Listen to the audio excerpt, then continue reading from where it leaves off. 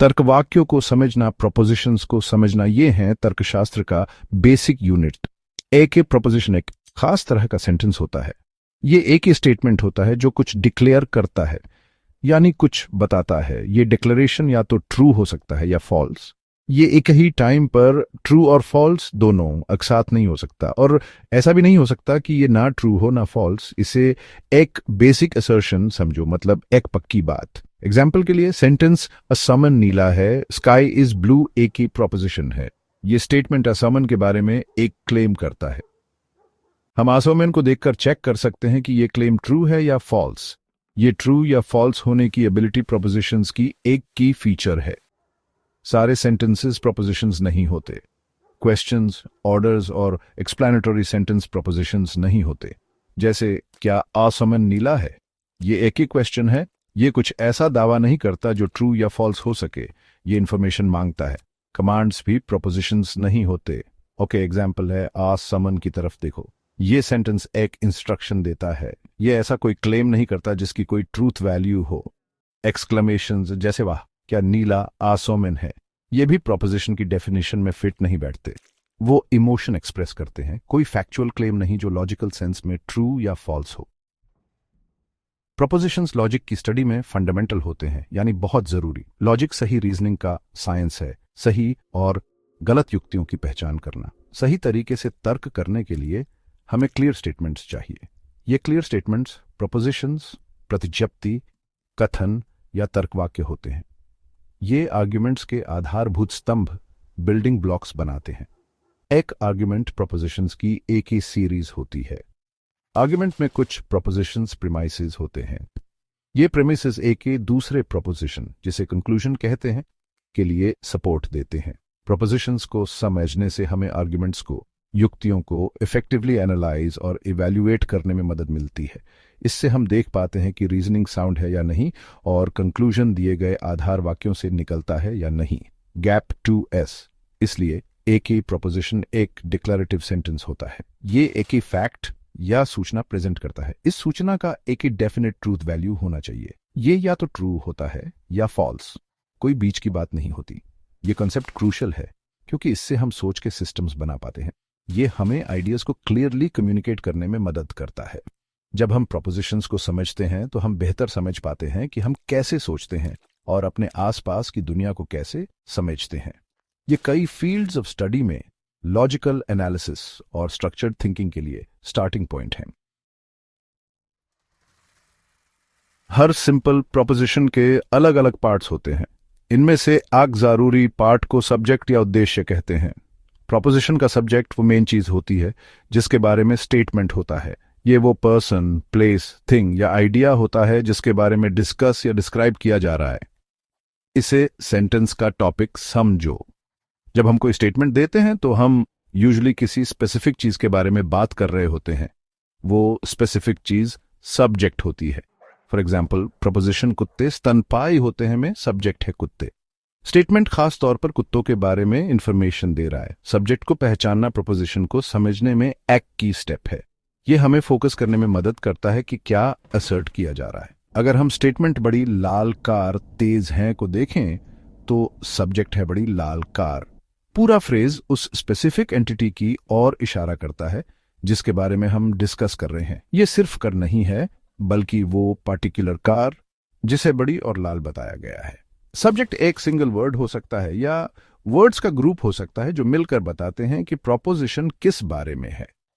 इसे समझने से पूरे स्टेटमेंट का मीनिंग क्लियरली ब्रेक डाउन करने में मदद मिलती है। सब्जेक्ट प्रोपोजिशन के लिए एंकर का काम करता है। सिंपल प्रोपोजिशन में बाकी सब कुछ इसी सब्जेक्ट से रिलेट करता है। ये वो एंटिटी है जिससे कोई सर्टेन क्वालिटी या एक्शन जोड़ा जाता है। सेंटेंस मरिया अच्छा गाती है में मरिया सब्जेक्ट है। अच्छा गाने का एक्ट मरिया से जोड़ा गया है। क्लियर सब्जेक्ट के बिना स्टेटमेंट इनकम्प्लीट या एम्बिगुअस होगा, मतलब साफ नहीं होगा। ये अनक्लियर होगा कि हम किस बारे में क्लेम करने की कोशिश कर रहे हैं। सब्जेक्ट प्रोपोजिशन द्वारा किए जा रहे असर्शन के लिए जरूरी फोकस देता है। तो सब्जेक्ट प्रोपोजिशन का वो कंपोनेंट, वो हिस्सा है जो बताता है कि स्टेटमेंट किसके या किस चीज के बारे में है। ये वो एंटिटी है जिसे आइडेंटिफाई, क्लासिफाई या डिस्क्राइब किया जा रहा है। एग्जाम्पल्स जैसे पानी जीवन के लिए जरूरी है, सब्जेक्ट पानी, या हॉनेस्टी एक ही वर्च्यू है, सब्जेक्ट ऑनेस्टी इसे दिखाते हैं। हर केस में क्लेम के लिए एक ही क्लियर फोकस है। सब्जेक्ट को पहचानना किसी भी प्रोपोजिशन के स्ट्रक्चर को समझने का पहला स्टेप है। आगे लॉजिकल एनालिसिस के लिए यह फाउंडेशन क्रूशल है। ये हमें किसी भी डिक्लैरेटिव स्टेटमेंट के कोर एलिमेंट को पिन पॉइंट करने में मदद करता है जिसका हम सामना करते हैं या बनाते हैं। सब्जेक्ट को पहचानने के बाद प्रोपोजिशन का अगला क्रूशल पार्ट है प्रेडिकेट या विधेय। प्रेडिकेट वो होता है जो सब्जेक्ट के बारे में अफर्म या डिनाई किया जाता है, यानी माना या निंस्यारा जाता है। यह हमें सब्जेक्ट के बारे में कुछ बताता है। यह सब्जेक्ट की क्वालिटी, सब्जेक्ट द्वारा किया जा रहा एक्शन या सब्जेक्ट जिस कैटेगरी से बिलोंग करता है उसे डिस्क्राइब कर सकता है। सिंपल शब्दों में, अगर सब्जेक्ट वो है जिसके बारे में हम बात कर रहे हैं तो प्रेडिकेट वो है जो हम उसके बारे में कह रहे हैं। फॉर इंस्टेंस, प्रोपोजिशन सूरज चमक रहा है में सब्जेक्ट है सूरज, प्रेडिकेट है चमक रहा है, क्योंकि ये पार्ट हमें बताता है कि सूरज क्या कर रहा है। प्रेडिकेट सब्जेक्ट के बारे में इंफॉर्मेशन या असर्शन देता है। स्टेटमेंट हाथी बड़े जानवर होते हैं को देखो, यहां हाथी सब्जेक्ट है, फ्रेज बड़े जानवर होते हैं प्रेडिकेट है। ये प्रेडिकेट हमें हाथियों के बारे में दो बातें बताता है, उनका साइज बड़े और वो जिस कैटेगरी से बिलोंग करते हैं जानवर। प्रेडिकेट असल में उस थॉट को कंप्लीट करता है जो सब्जेक्ट से शुरू होता है। ये सब्जेक्ट के बारे में एक ही स्पेसिफिक क्लेम करके प्रोपोजिशन को मीनिंग और कंटेंट देता है। प्रेडिकेट के बिना सब्जेक्ट सिर्फ एक ही नाम या टर्म होगा, फुल स्टेटमेंट का पार्ट नहीं। प्रेडिकेट्स कॉम्प्लेक्सिटी में बहुत अलग अलग हो सकते हैं। कभी कभी प्रेडिकेट एक ही सिंगल वर्ड होता है, जैसे अब पक्षी उड़ते हैं में यहां उड़ते हैं प्रेडिकेट है जो सब्जेक्ट पक्षी के एक्शन को बताता है। दूसरी बार प्रेडिकेट एक लंबा फ्रेज हो सकता है, जैसे जिस स्टूडेंट ने मेहनत से पढ़ाई की वो एग्जाम पास कर गया। इस केस में जिस स्टूडेंट ने मेहनत से पढ़ाई की सब्जेक्ट है और एग्जाम पास कर गया प्रेडिकेट है। प्रेडिकेट में हमेशा सेंटेंस का मेन वर्ब और कोई भी दूसरे वर्ड्स होते हैं जो सब्जेक्ट के रिलेशन में वर्ब के मीनिंग को मॉडिफाई या कंप्लीट करते हैं। प्रोपोजिशन के फुल असर्शन को समझने के लिए प्रेडिकेट को समझना वाइटल है, यानी बहुत जरूरी। ये स्टेटमेंट का वो पार्ट है जो न्यू इंफॉर्मेशन या किए जा रहे क्लेम को कैरी करता है। पृथ्वी सूर्य के चारों ओर घूमती है में सब्जेक्ट है पृथ्वी, प्रेडिकेट सूर्य के चारों ओर घूमती है पृथ्वी के एक ही फंडामेंटल एक्शन और रिलेशनशिप को डिस्क्राइब करता है। प्रेडिकेट को एनालाइज करके हम सब्जेक्ट से जुड़े स्पेसिफिक एट्रीब्यूट, स्टेट या एक्शन को समझते हैं। सब्जेक्ट और प्रेडिकेट का ये केयरफुल सेपरेशन स्टेटमेंट या प्रतिज्ञप्ति की ट्रूथ के प्रिसाइज लॉजिकल इवैल्यूएशन की इजाजत देता है। बहुत से प्रोपोजिशंस में सब्जेक्ट और प्रेडिकेट के बीच एक ही कनेक्टिंग वर्ड होता है। इस कनेक्टिंग वर्ड या वर्ड्स के ग्रुप को कॉपुला या संयोजक कहते हैं। सबसे कॉमन संयोजक टू बी वर्ब का फॉर्म होता है, जैसे इज, आर, वॉस या वेयर। कॉपुला का प्राइमरी फंक्शन सब्जेक्ट को प्रेडिकेट से लिंक करना है। ये उन्हें जोड़कर एक ही कंप्लीट थॉट बनाता है। For example, proposition sugar is sweet, चीनी मीठी होती है, में वर्ड इज यानी है कॉपुला का काम करता है। ये सब्जेक्ट शुगर को प्रेडिकेट एट्रीब्यूट स्वीट से कनेक्ट करता है। कॉपुला या संयोजक सब्जेक्ट और प्रेडिकेट के बीच दावे किए जा रहे रिलेशनशिप को दिखाता है। यह निश्चित कर सकता है कि प्रेडिकेट सब्जेक्ट पर लागू होता है या इसे डिनाई कर सकता है। कैट्स आर मैमल्स, बिल्लियां मैमल्स होती हैं, में कॉपुला आर यानी होती हैं अफर्म करता है कि मैमल होने की क्वालिटी बिल्लियों में होती है। अगर प्रोपोजिशन होता कैट्स आर नॉट रेप्टाइल्स, बिल्लियां सरीसृप नहीं होती हैं, तो फ्रेज आर नॉट यानी नहीं होती है। कॉपुला का काम करता ये डिनाई करते हुए कि रेप्टाइल होने की क्वालिटी बिल्लियों में होती है। तो कॉपुला अक्सर प्रोपोजिशन की क्वालिटी बताता है कि वो अफर्मेटिव है या नेगेटिव, भावात्मक है या निषेधात्मक। ये एक क्रिटिकल एस्पेक्ट है। जबकि टू बी के फॉर्म्स टिपिकल कॉपुलस हैं, कभी कभी लिंकिंग आइडिया मेन वर्ब में ही एम्बेडेड होता है। For instance, sentence birds fly, पक्षी उड़ते हैं, में वर्ब फ्लाई उड़ते हैं, में एक्शन, प्रेडिकेट आइडिया और एफर्मेशन दोनों हैं। लेकिन लॉजिकल एनालिसिस में क्लैरिटी के लिए ऐसे प्रोपोजिशंस को अक्सर रीफ्रेज किया जाता है ताकि कॉपुला एक्सप्लिसिट हो जाए, यानी साफ दिखे। बर्ड्स फ्लाई को रीफ्रेज किया जा सकता है, बर्ड्स आर फ्लाइंग क्रीचर्स, पक्षी उड़ने वाले जीव हैं। इस रिफ्रेज्ड वर्जन में बर्ड्स सब्जेक्ट है और कॉपुला है और फ्लाइंग क्रीचर्स प्रेडिकेट है।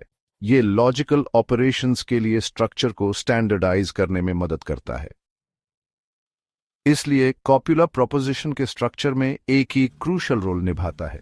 ये वो ब्रिज है जो सब्जेक्ट टर्म और प्रेडिकेट टर्म के बीच कनेक्शन या उसकी कमी को एस्टैब्लिश करता है। Socrates was a philosopher. Socrates एक ही फिलोसोफर था। में सोक्रेटिस सब्जेक्ट है, वस्तु था, कॉपुला है, और फिलोसोफर प्रेडिकेट है। कॉपुला वाज सोक्रेटिस को फिलोसोफर होने के डिस्क्रिप्शन से लिंक करता है। कॉपुला को समझने से हमें क्लियरली देखने में मदद मिलती है कि प्रेडिकेट सब्जेक्ट से कैसे रिलेट हो रहा है, जो प्रोपोजिशन के मीनिंग और उसके ट्रूथ वैल्यू को डिटरमिन करने के लिए एसेंशियल है। ये असर्टेड रिलेशनशिप को सॉलिड बनाता है, यानी पक्का करता है।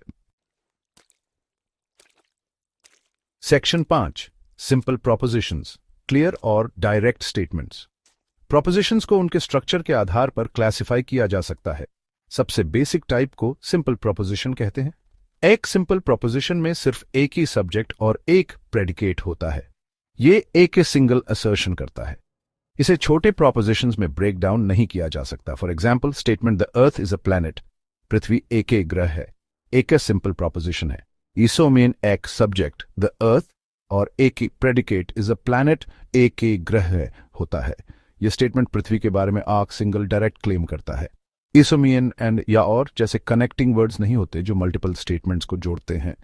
सिंपल प्रोपोजिशंस फंडामेंटल हैं क्योंकि वे एक सिंगल थॉट या आइडिया एक्सप्रेस करते हैं। एक और एग्जाम्पल देखो, रेन इज फॉलिंग, बारिश हो रही है। यहाँ रेन सब्जेक्ट है और इस फॉलिंग हो रही है प्रेडिकेट है। ये प्रोपोजिशन एक ही पीस ऑफ इंफॉर्मेशन देता है। ये अलग अलग फैक्ट्स या पॉसिबिलिटीज को कंबाइन नहीं करता। सिंपल प्रोपोजिशंस की क्लैरिटी उन्हें समझने और एनालाइज करने में आसान बनाती है। उनका ट्रू या फॉल्स होना यूजुअली एक ही सिंगल कंडीशन या फैक्ट को ऑब्जर्व करके डिटरमिन किया जा सकता है। वे लॉजिकल स्टेटमेंट्स के एटम्स हैं, सबसे छोटी यूनिट्स जो अकेले खड़े हो सकते हैं और एक कंप्लीट वेरीफाइबल थॉट एक्सप्रेस कर सकते हैं। सिंपल प्रोपोजिशन का स्ट्रक्चर सीधा होता है, सब्जेक्ट, कॉपुला, प्रेडिकेट। हालांकि कॉपुला कभी कभी वर्ब में इम्प्लिसिट हो सकता है, यानी छिपा हुआ, पर एक ही सिंगल सब्जेक्ट के साथ एक ही सिंगल प्रेडिकेट जुड़े होने का अंडरलाइंग आइडिया बना रहता है। डॉग्स बार्क, कुत्ते भौंकते हैं, एक ही सिंपल प्रोपोजिशन है। लॉजिकल पर्पसेस के लिए स्ट्रक्चर को और एक्सप्लिसिट बनाने के लिए इसे डॉग्स आर बार्किंग एनिमल्स, कुत्ते भौंकने वाले जानवर हैं, के रूप में रिफ्रेज किया जा सकता है कि यह है कि केवल एक ही कोर असर्शन किया जा रहा है। यही सिंप्लिसिटी इसे उन ज्यादा कॉम्प्लेक्स प्रोपोजिशनल फॉर्म से अलग करती है जो हमें डेली लैंग्वेज या फॉर्मल आर्ग्यूमेंट्स में मिल सकते हैं।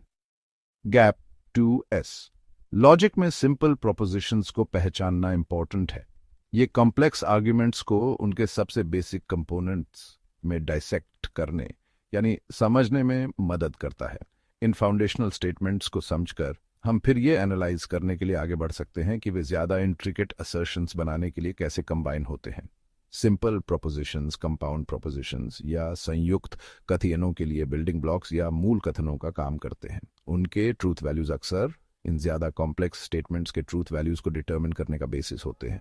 इसलिए सिंपल प्रोपोजिशंस की सॉलिड समझ किसी भी ऐसे व्यक्ति के लिए एसेंशियल है जो लॉजिक पढ़ना शुरू कर रहा है या जनरली अपनी रीजनिंग स्किल्स को इंप्रूव करना चाहता है। Section 6, compound propositions, simple ideas को सरल तर्क वाक्यों को मिलाना। सिंपल प्रोपोजिशंस के अलावा हमें कंपाउंड प्रोपोजिशंस मिलते हैं। एक कंपाउंड प्रोपोजिशन दो या दो से ज्यादा सिंपल प्रोपोजिशंस को मिलाकर बनता है।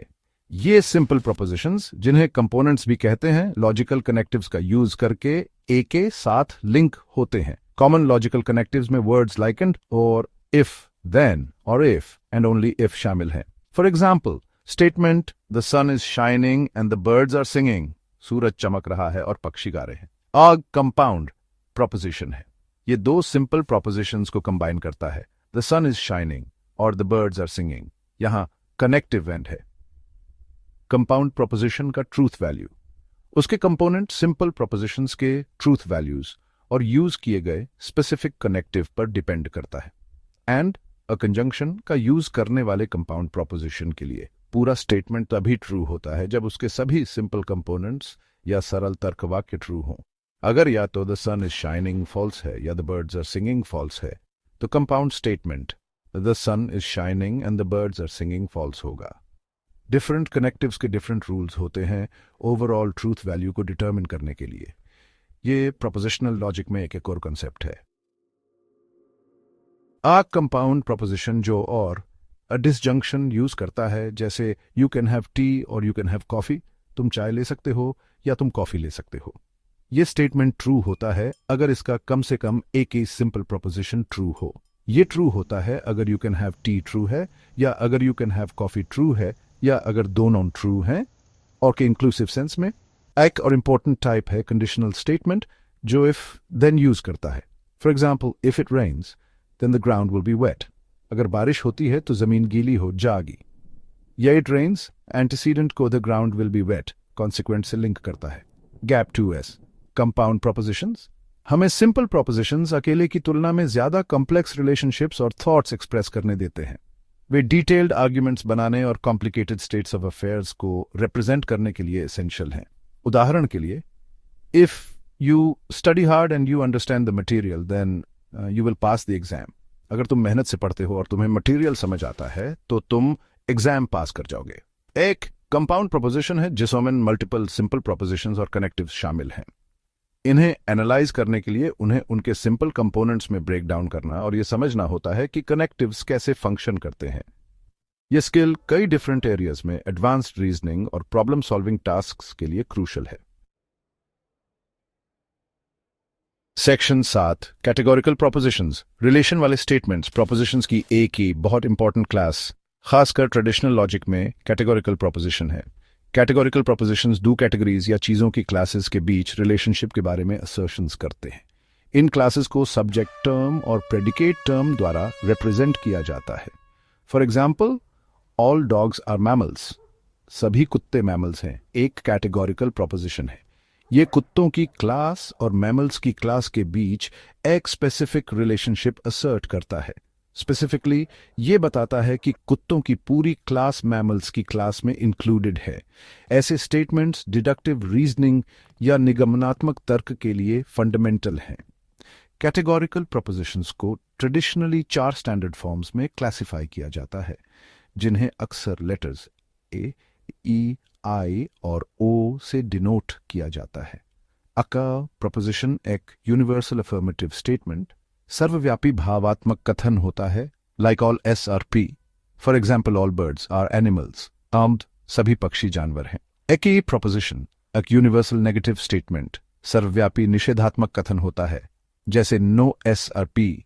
For example, no fish are mammals, कोई मछली मैमल नहीं है। ये दोनों यूनिवर्सल कथन हैं क्योंकि वे सब्जेक्ट क्लास के हर मेंबर के बारे में क्लेम करते हैं। वे क्वालिटी में डिफर करते हैं। एस सब्जेक्ट के प्रेडिकेट को अफर्म करता है जबकि ई इसे डिनाई करता है। बाकी दो फॉर्म्स पर्टिकुलर प्रोपोजिशंस अंशव्यापी या विशेष तर्क वाक्य हैं। अकाई प्रोपोजिशन एक पर्टिकुलर अफर्मेटिव स्टेटमेंट होता है, like some S are P. For example, some students are athletes, कुछ स्टूडेंट्स एथलीट्स हैं। इसका मतलब है कि सब्जेक्ट क्लास का कम से कम एक ही मेंबर प्रेडिकेट क्लास का भी मेंबर है। एक ऑफ प्रोपोजिशन एक पर्टिकुलर नेगेटिव स्टेटमेंट होता है, like some S are not P. For example, some cars are not red, कुछ कैरन लाल नहीं है। इसका मतलब है कि सब्जेक्ट क्लास का कम से कम एक ही मेंबर प्रेडिकेट क्लास का मेंबर नहीं है। ये पर्टिकुलर हैं क्योंकि वे सब्जेक्ट क्लास के सिर्फ कुछ पार्ट को रिफर करते हैं, जरूरी नहीं कि सभी को। Gap 2s in 4 forms a, ई, आई, ओ को समझना सिलोजिज्म्स को एनालाइज करने के लिए क्रूशल है, जो कैटेगोरिकल प्रोपोजिशन से बने आर्ग्यूमेंट्स होते हैं। हर फॉर्म के स्पेसिफिक रूल्स होते हैं कि वैलिड कंक्लूजन्स बनाने के लिए इसे दूसरे फॉर्म्स के साथ कैसे कंबाइन किया जा सकता है।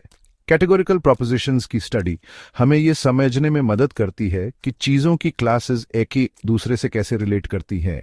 क्या एक ही क्लास दूसरी में पूरी तरह इंक्लूडेड है, पूरी तरह एक्सक्लूडेड है, पार्शली इंक्लूडेड है या पार्शली एक्सक्लूडेड है। यह सिस्टम डिडक्टिव आर्ग्यूमेंट्स के एक ही सिग्निफिकेंट पोर्शन को इवैल्यूएट करने का एक ही स्ट्रक्चर्ड तरीका देता है, जो क्लासिकल लॉजिक का एक ही कॉर्नरस्टोन आधारशिला बनता है। सेक्शन 8 क्वालिटी और क्वांटिटी प्रोपोजिशनल एट्रीब्यूट्स को डिफाइन करना। कैटेगोरिकल प्रोपोजिशंस, जैसा कि हमने देखा है, दो की एट्रीब्यूट्स को एग्जामिन करके और समझे जा सकते हैं, उनकी क्वालिटी और उनकी क्वांटिटी।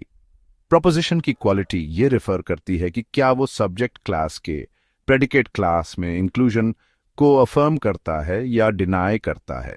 अगर प्रोपोजिशन असर्ट करता है कि सब्जेक्ट क्लास या उसका पार्ट प्रेडिकेट क्लास में इंक्लूडेड है, तो उसकी क्वालिटी अफर्मेटिव होती है। For example, all humans are mortal, A form, सभी इंसान नश्वर हैं। और some cats are friendly, I form, कुछ बिल्लियां फ्रेंडली होती हैं। दोनों अफर्मेटिव प्रोपोजिशंस हैं। वे सब्जेक्ट और प्रेडिकेट के बीच एक पॉजिटिव कनेक्शन बताते हैं। इसके उलट अगर प्रोपोजिशन असर्ट करता है कि सब्जेक्ट क्लास या उसका पार्ट प्रेडिकेट क्लास से एक्सक्लूडेड है, तो उसकी क्वालिटी नेगेटिव होती है। No reptiles are warm blooded, E form, कोई रेप्टाइल वार्म ब्लडेड नहीं होता। और some students are not prepared, O form, कुछ स्टूडेंट्स प्रिपेयर्ड नहीं है। नेगेटिव प्रोपोजिशंस हैं, वे कनेक्शन को डिनाई करते हैं या एक्सक्लूजन बताते हैं। कोपुला या संयोजक अक्सर क्वालिटी को इंडिकेट करता है। वर्ड्स लाइक इज और आर, है या हैं, टिपिकली अफर्मेटिव क्वालिटी सिग्नल करते हैं, जबकि फ्रेजेस लाइक इज नॉट और आर नॉट और नो, नहीं है या कोई नहीं, नेगेटिव क्वालिटी सिग्नल करते हैं। अफर्मेटिव और नेगेटिव के बीच ये डिस्टिंक्शन लॉजिकल एनालिसिस में फंडामेंटल है। प्रोपोजिशन की क्वांटिटी दूसरी ओर ये रिफर करती है कि प्रोपोजिशन सब्जेक्ट क्लास के मेंबर्स पर किस हद तक अप्लाई होता है। यह इंडिकेट करता है कि प्रोपोजिशन सब्जेक्ट क्लास के सभी मेंबर्स के बारे में क्लेम कर रहा है या सिर्फ कुछ मेंबर्स के बारे में। अगर प्रोपोजिशन सब्जेक्ट क्लास के सभी मेंबर्स को रिफर करता है तो उसकी क्वांटिटी यूनिवर्सल होती है। All stars are celestial bodies, A form, सभी तारे खगोलीय पिंड हैं। और no planets are stars, E form, कोई ग्रह तारा नहीं है, यूनिवर्सल प्रोपोजिशंस है। वर्ड्स ऑल, सभी, एंड नो, कोई नहीं, common indicators of universal quantity हैं जो सब्जेक्ट के पूरे स्कोप को सिग्निफाई करते हैं। गैप टू एस, अगर प्रोपोजिशन सब्जेक्ट क्लास के सिर्फ कुछ members, meaning at least one, possibly all, मतलब कम से कम एक के, शायद सभी को रिफर करता है, तो उसकी क्वांटिटी पर्टिकुलर होती है। Some books are interesting, I form, कुछ किताबें रोचक हैं। और some animals are not domesticated, O form, कुछ जानवर पालतू नहीं है। पर्टिकुलर प्रोपोजिशंस हैं। वर्ड सम, कुछ पर्टिकुलर क्वांटिटी का स्टैंडर्ड इंडिकेटर है। क्वालिटी, अफर्मेटिव, नेगेटिव, और क्वांटिटी, यूनिवर्सल, पर्टिकुलर को मिलाकर हम कैटेगोरिकल प्रोपोजिशंस के 4 स्टैंडर्ड फॉर्म्स डिराइव करते हैं। यूनिवर्सल अफर्मेटिव, ए, यूनिवर्सल नेगेटिव, ई, पर्टिकुलर अफर्मेटिव, आई, और पर्टिकुलर नेगेटिव, ओ। ये एट्रीब्यूट्स किए जा रहे क्लेम के नेचर को प्रिसाइसली डिफाइन करते हैं। सेक्शन 9, लॉजिक और क्लियर थिंकिंग में प्रोपोजिशंस का महत्व। प्रोपोजिशंस बहुत ज्यादा इंपॉर्टेंट हैं। वे लॉजिक और रैशनल डिस्कोर्स की बिल्कुल फाउंडेशन है, यानी मूल बुनियाद। प्रोपोजिशंस के बिना हमारे पास ऐसे स्टेटमेंट्स एक्सप्रेस करने का कोई क्लियर तरीका नहीं होगा जिन्हें ट्रू या फॉल्स के रूप में इवैल्यूएट किया जा सके। लॉजिक खुद रीजनिंग की स्टडी है और रीजनिंग में आर्ग्यूमेंट्स को कंस्ट्रक्ट और एनालाइज करना शामिल है। आर्ग्यूमेंट्स बदले में प्रोपोजिशन से बने होते हैं। आर्ग्यूमेंट के प्रेमाइसेस एविडेंस के तौर पर ऑफर किए गए प्रोपोजिशंस होते हैं और कंक्लूजन वो प्रोपोजिशन होता है जो उस एविडेंस से फॉलो करने का क्लेम किया जाता है। इसलिए प्रोपोजिशंस को समझना आर्ग्यूमेंट्स को समझने का पहला स्टेप है।